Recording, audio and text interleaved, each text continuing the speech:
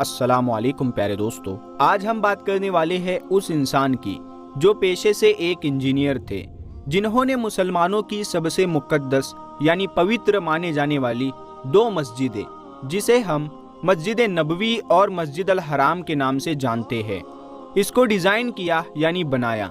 उनका नाम है मोहम्मद कमाल इस्माइल।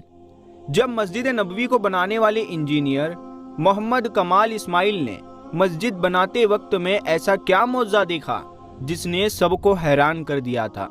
मस्जिद अल हराम और मस्जिद नबवी को दोबारा कैसे डिज़ाइन किया गया था और इस दौरान कौन सा मौज़ा पेश आया, तो ये जानने के लिए वीडियो को पूरा ज़रूर देखें। तो सबसे पहले आज जो मस्जिद अल हराम और मस्जिद नबवी का खूबसूरत डिज़ाइन आप देखते हैं, उसे डिज़ाइन करने वाले डॉक्टर मोहम्मद कमाल इस्माइल के बारे में थोड़ा सा जान लेते हैं।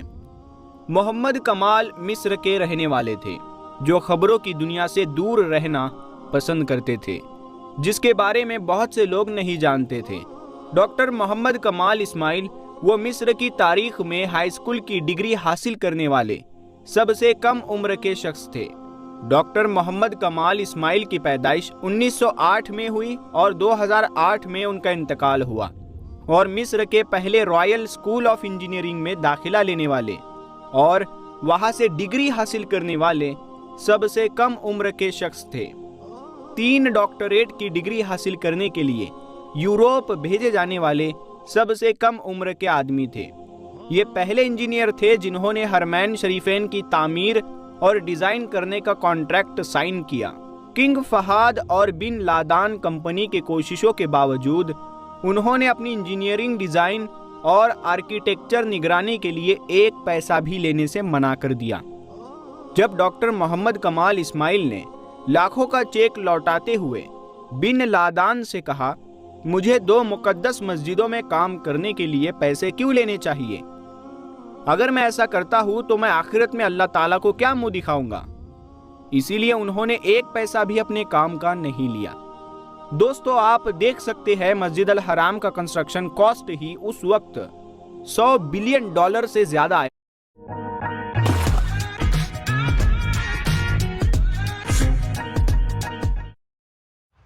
For not going empty-handed last minute, Blinkit, India's last minute app. था तो डॉक्टर मोहम्मद कमाल इस्माइल अगर चाहते तो कितना पैसा कमाते, लेकिन उनका ईमान देखो, उन्होंने 1 पैसा भी लेने से इनकार किया।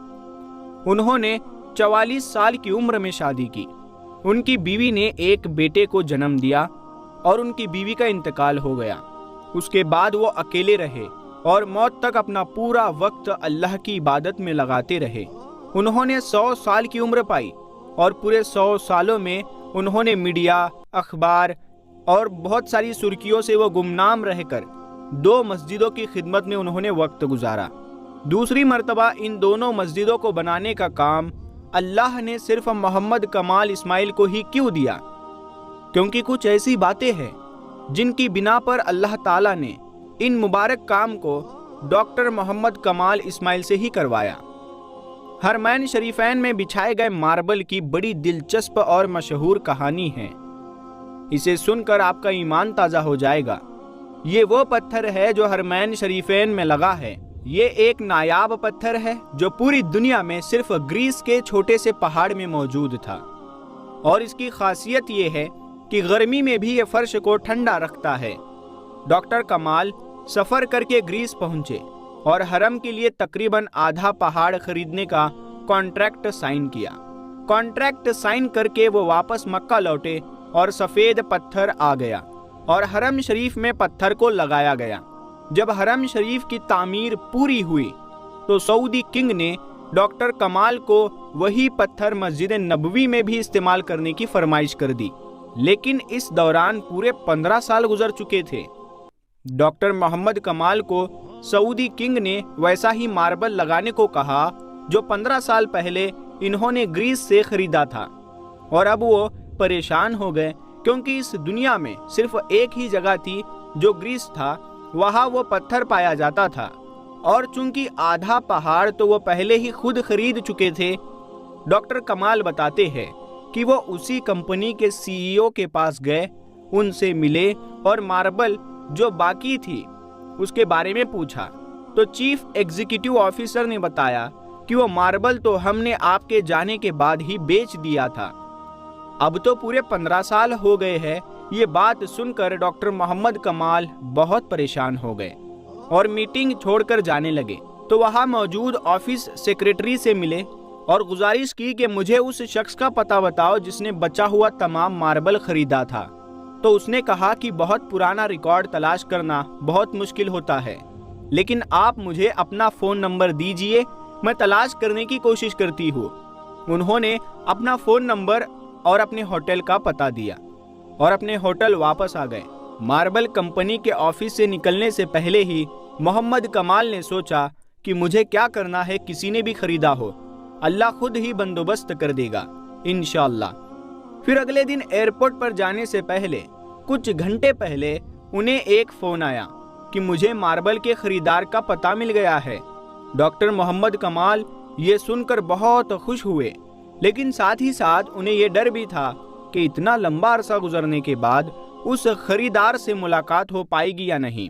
وہ آفس پہنچے تو سیکریٹری نے ماربل خریدار کمپنی کا پتہ بتایا۔ جب ڈاکٹر کمال نے وہ پتہ دیکھا تو ان کا دل کچھ دیر کے لیے دھڑکنا بھول گیا۔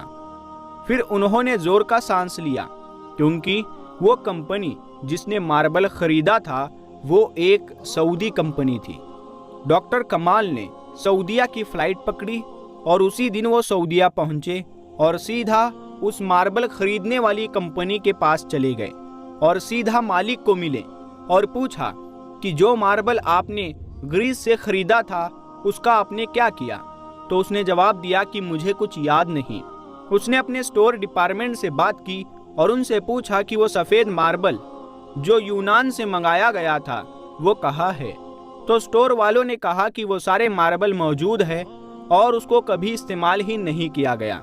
یہ سب سن کر ڈاکٹر محمد کمال اسماعیل ایک بچے کی طرح رونے لگے اور کمپنی کے مالک کو پوری کہانی سنائی، اور ڈاکٹر کمال نے کمپنی کے مالک کو بلینک چیک دیا اور کہا کہ اس میں جتنی چاہے اتنی رقم بھر لو اور ماربل کی فرش میرے حوالے کر دو۔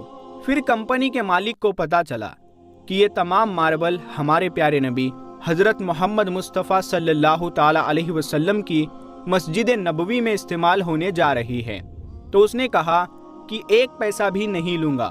اللہ نے یہ ماربل مجھ سے خریدوایا اور پھر میں اس کو بھول گیا۔ اس کا مطلب یہی تھا کہ یہ ماربل مسجد نبوی میں ہی استعمال ہونا تھا۔ یہ وہ مسجد نبوی ہے جس کی تعمیر حضرت محمد صلی اللہ تعالی علیہ وسلم نے خود اپنے مبارک ہاتھوں سے کی تھی۔ یہ وہ جگہ ہے جہاں آپ صلی اللہ تعالی علیہ وسلم کی اونٹنی رکی تھی، اور اس کی ایک ایک اینٹ خلفائے راشدین حضرت ابو بکر صدیق اور حضرت عمر نے اپنے ہاتھوں سے رکھی تھی۔ وہ کتنے خوش قسمت لوگ ہیں جن کو اللہ نے اپنے 2 مقدس مقامات کی تعمیر کے لیے چنا، جہاں تمام مسلمان، ہر جگہ کے، ہر دیش کے، ہر علاقے کے مسلمان اس جگہ آ کر ایک ہو جاتے ہیں۔ May Allah bless Muhammad Kamal Ismail with the highest place in Jannah. آمین۔ پیارے دوستو، ہجرت کے بعد رسول اللہ صلی اللہ تعالی علیہ وسلم نے سب سے پہلے ایک مسجد کی تعمیر فرمائی جس کو آج مسجد نبوی کے نام سے جانا جاتا ہے۔ اس کے لیے وہی جگہ منتخب کی گئی تھی جہاں حضور صلی اللہ تعالی علیہ وسلم کی اونٹنی بیٹھی تھی۔